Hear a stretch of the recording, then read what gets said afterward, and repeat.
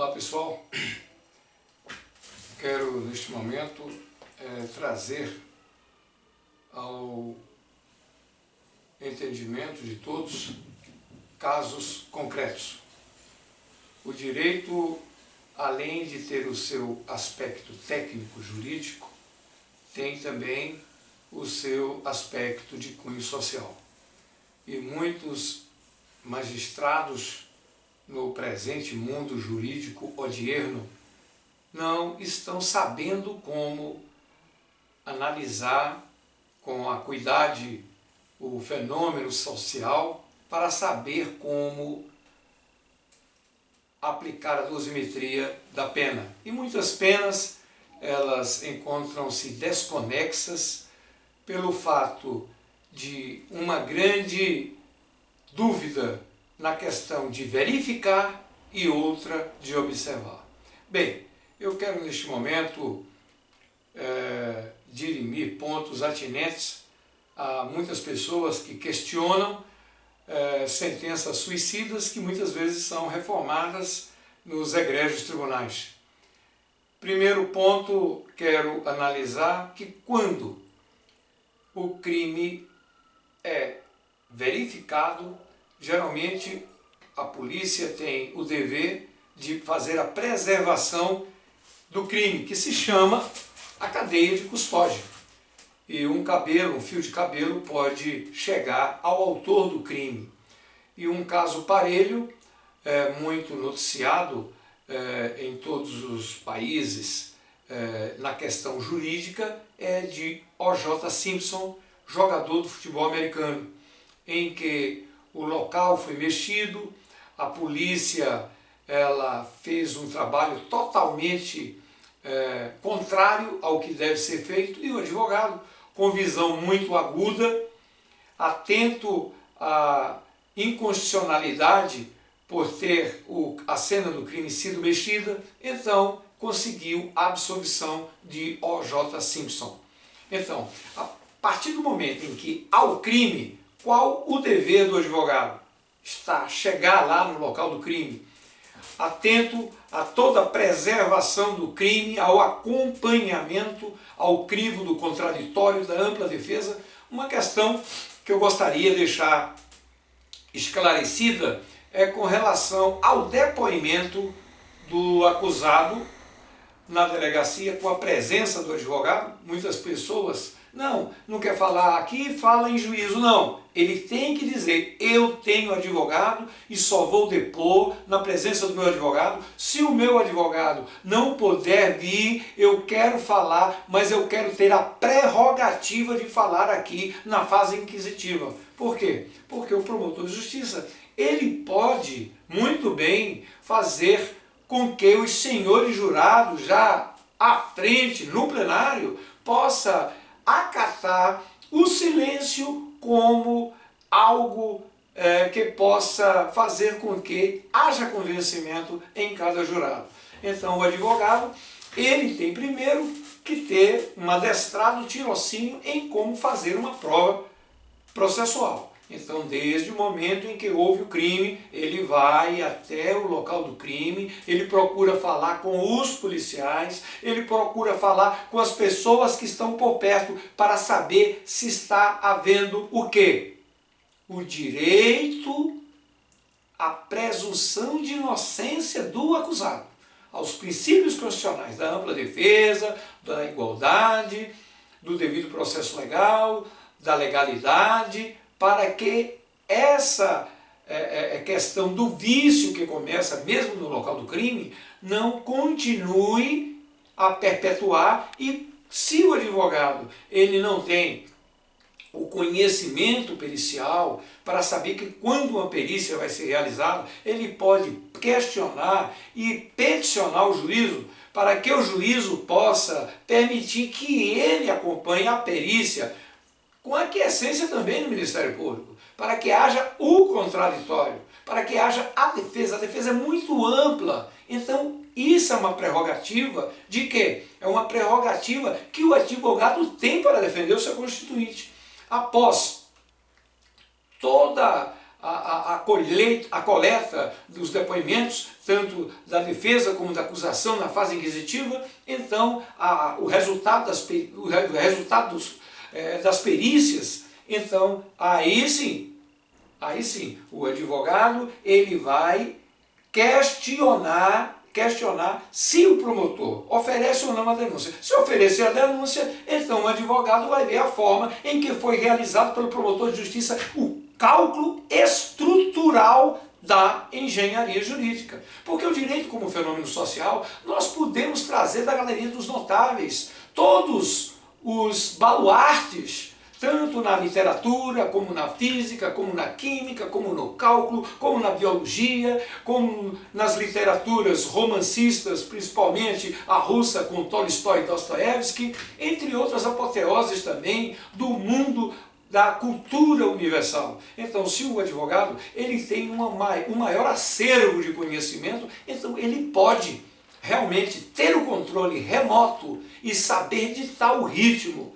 Por quê? Porque muitas pessoas ficam engessadas só na questão doutrina, lei, jurisprudência, entendimento doutrinário. Mas se você sabe utilizar a maiêutica com a ironia, como Sócrates utilizou com o seu acusador Mileto, em que não sabias o que era mais bom ou mal para a juventude, ele embaraçou o Mileto com a maiêutica. Então, o defensor, ele pode embaraçar o promotor, o seu ex-adverso, também com a ironia maiêutica. Efeitos de metáfora, agulha hipodérmica de Harold Lasswell, que é o poder da comunicação, onde a mídia, muitas vezes, existem muitos promotores que vão no programa do Sônia Abrão e ficam fazendo o quê? Uma psicologia massificada através da rede televisiva para que no subconsciente dos senhores jurados eles possam dizer, não, o meu voto é para condenar.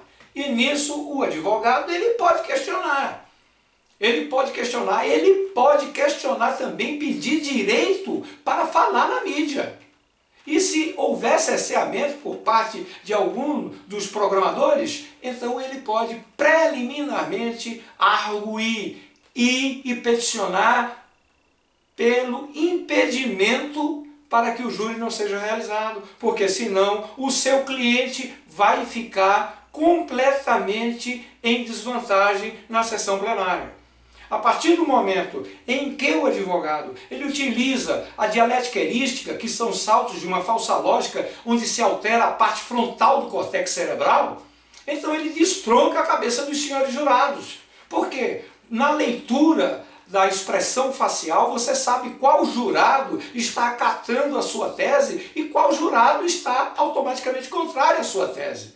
Então, esse procedimento da dialética erística, que são saltos de uma falsa lógica, onde você altera a parte frontal do córtex cerebral. Então você vai convencer aos senhores jurados que o certo é errado e o errado é certo, que o preto é branco e o branco é preto.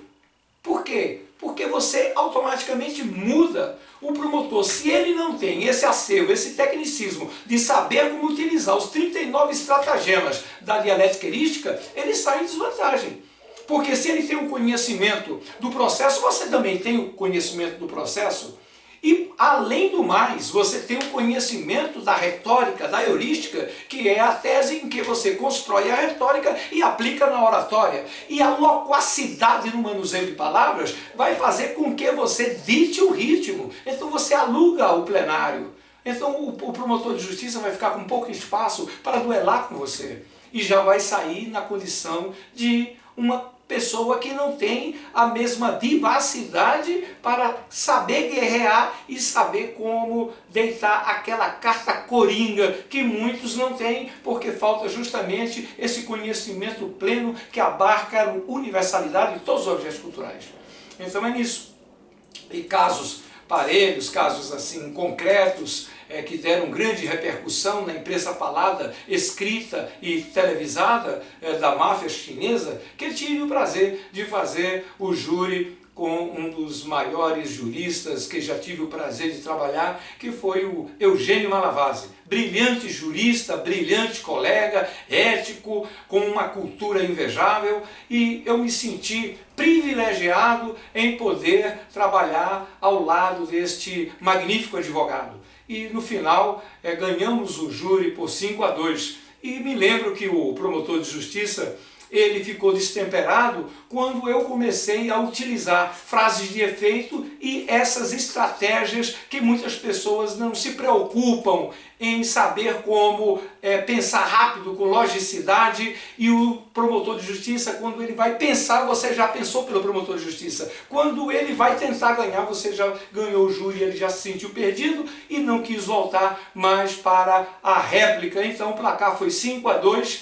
E quando eu comecei a fazer o júri, eu não peguei nem no processo. Por quê? Porque o nosso cérebro é muito rico. E se você desenvolve um diuturno e incansável estudo em treinar o seu cérebro, e saber como fazer uma divisória da sua caixa craniana, do seu cérebro, então você vai formando caixinhas e mais caixinhas, porque abarca tudo. Você pensa, você já está falando, você fala com facilidade. Então tem a caixinha da sociologia, da física, da química, da geografia, tem a caixinha da poesia, tem a caixinha da dialética erística, da agulha hipodérmica, da psicologia reverso, da maiêutica ironia.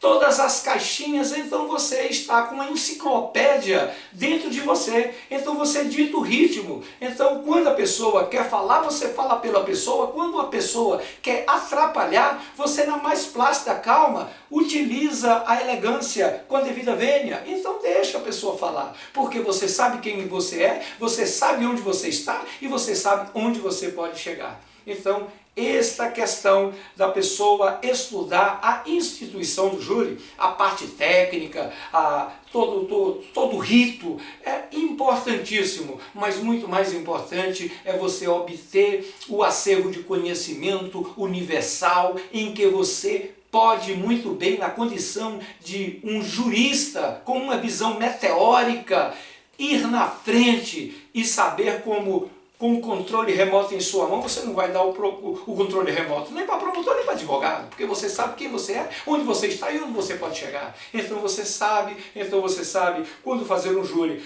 com um ritmo de cadência, quando imprimir um ritmo com maior velocidade, como neutralizar a timidez e argumentar com entusiasmo, como utilizar a retórica elegante, como utilizar com destreza a repreensão e colocar realmente uma postura de imponência para que haja respeito do seu ex-adverso com você e automaticamente você utilizar o devido feeling para dizer: eu não sou mais um advogado, eu sou um advogado humilde, mas a humildade, apesar de caber em todo o espaço, o conhecimento não ocupa espaço. Então, por não ocupar espaço, então você nunca deixe de ler, de se viciar na leitura, nos romances, em todos os assuntos possíveis e imagináveis, para que você possa, com isso, se tornar cada vez mais aquele pássaro de fênix e formar o seu nome com pérolas na advocacia, no cenário duelístico, em todos os júris e sustentações orais que você se colocar à disposição para fazer. Neste momento, eu quero apenas concluir com uma poesia. Todas as poesias que eu procuro fazer de modo jurídico são metrificadas, porque através da rima, então você tem um maior poder de memorização. Com este poder de memorização, você vai alastrando o assunto, e o assunto, uma vez alastrado, a tese está formada, e você, com esta capacidade criativa, então você estará mais seguro, você estará mais senhor de si para poder produzir outras teses e para poder formar cada vez mais o seu nome em respeito, como também em fraternidade, para difundir a luz a todos aqueles que ainda precisam. Neste momento, eu concluo com a essência do direito: com o perpassar do tempo esvaneceu, A impotência do pseudo-exegeta no mundo jurídico desapareceu, prevalecendo o infraconstitucionalista que a lei, como sempre, manipulou, permanecendo no texto uma falsa exegese, violando a Constituição sem nenhum pudor. Assim, as leis se comprometem, viciando a estrutura da fundação, enfraquecendo a norma jurídica por falta da correta interpretação. A perfeita vontade é desfeita pelo entendimento do legislador, substituindo a semente jurídica pelo conhecimento meramente reprodutor.